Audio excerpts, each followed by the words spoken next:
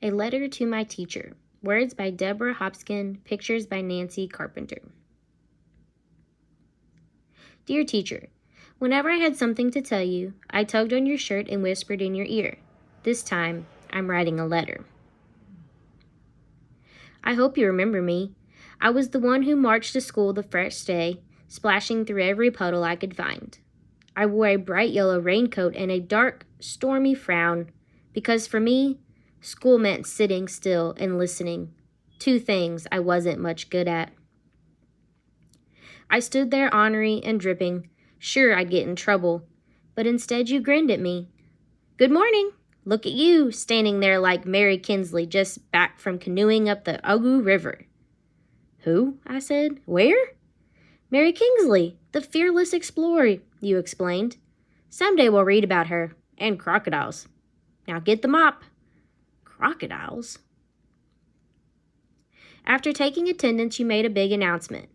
Welcome! This year we'll be planting the first ever second grade garden. It will be our great experiment. Yay! We get to dig in the mud, I shouted. True, but first we read about plants, you said. We'll use math to measure our plot, and we'll write our own garden plan. Reading, math, writing? I was better at running and jumping. The next week we visited the creek behind the school to learn about plants and water. When you weren't watching, I started to hop the rocks. Right in the middle, I got stuck. Look at me, I'm Mary what's-her-name, I hollered, trying to sound brave. Watch out for crocodiles, you called back. Then you rushed to rescue me. On the way back, you held my hand and never told anyone how much I was shaking. All fall, I tried hard to sit still. Right before Thanksgiving vacation, you asked who wanted to make the Mouse Brothers home. Me, pick me, I shouted. But while I was busy eating turkey, my cat, Lucy, ate one brother. I bought a replacement mouse, except I just couldn't tell you. One day, when we were cleaning their cage, you called me over to your desk and told me that we might have to change the brothers' names to Ma and Pa Mouse. You knew the whole time, I said. Laughing, you said, might as well get used to it. Teachers see everything.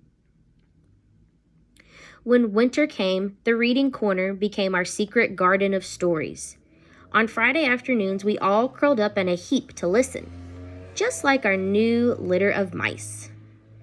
I loved it when you read to us, and always begged for more, but I hated being called on to read aloud. I kept tripping over words. Once, right before my turn, I yelled, "Raise your hand if you want to go home." Another time, I clutched my throat and croaked, "Uh-oh, I lost my voice." Nothing fooled you, though. You called me to your desk and asked, "When we make our garden, do you think the seeds will grow right away?" "No," I said. "Everyone knows they need time and sun and water." "Well, learning to read takes time too," you said. "Now I think you have a cat."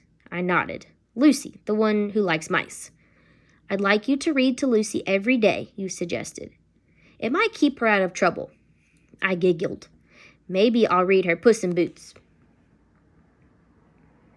I practiced hard, and you gave me extra help too. One day you brought me a special book. I met a real author, and he autographed it just for you, you said. I looked at the cover and sounded out the words. "Wow, it's about her, that explorer Mary Kinsley." You smiled. "Next week, you can share it with the class." In March, we explored our town. We went on field trip to an old house. It was full of history and secret stairways. When I slipped away to look for hidden treasure in the root cellar, you and the whole class had to trudge down the old stone steps to find me. I think even you lost your patience that time. Exasperating was the word you used. I remember because that night my mom helped me look it up in the dictionary. That day you brought in seeds for us to choose. I tugged on your shirt. "Can we plant this kind?" "The packet says early spring." "We can have bright red radishes in just a few weeks." "Good reading and great idea," you said. "Thanks for the math games we played. Measuring our garden patch was easy. At least we turned over our soil and were ready to plant." I was reddish crew chief and read out the instructions all by myself. All spring we weeded and watered and kept our garden journals too. On the Friday before summer vacation, we wrote out invitations to every class to come enjoy the salad we'd grown ourselves. "Splendid spinach," said the principal. "It's because of the worms," I explained.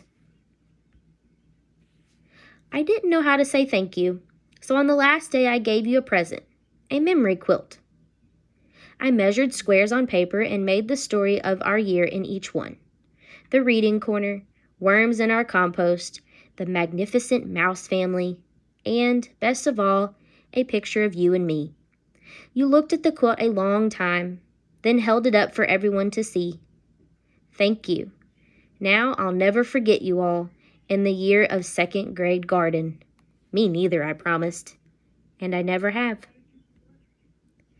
For a long time now, I've been wanting to write to tell you that even though I didn't always listen, and I know I was exasperating, second grade really was the best year ever. So I guess you won't be too surprised to hear that I still like to stomp through creeks, dig in the garden, and even read out loud to my cat. Most of all, I want to tell you that I'm about to start my first job. And tomorrow morning, when I go to work, I'll think about everything you helped me explore and try my best to be like you. Thank you for being my teacher, your student.